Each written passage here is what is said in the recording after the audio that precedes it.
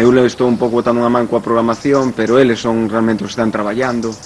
Entón, a ver, que nos comenten un pouco, e depois Teo que nos vai falar, porque temos tamén unha parte etnográfica, un foro etnográfico onde tamén se trata todo o tema da salgadura. Entón, recuperar un pouco as revenidas, temos a Teo Cardala para que nos fale este tema.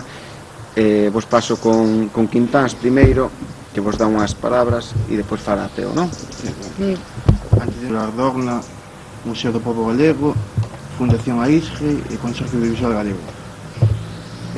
Así facer un chamamento invitando a toda a xente e as institucións públicas a ver se poden axudar un pouco máis, que ainda as subvencións ainda non están de todo dadas. Esta parte de choro do tema. E agora paso con Teo Cardalda, o asesor etnográfico. A ver, Teo, comenta aí. Sí, bueno, vais a facer desde o punto de vista etnográfico, vamos a contar co Museo do Pobo Galego. Vamos a contar con un catedrático que nos vai explicar moito entendido no que foi a salgadura no século XVIII e XIX, na Ría de Arousa, especialmente en Vileixuán. Eso é moi importante, non? Quero lembrar que se lembren de que a palabra revenidas non é espontánea.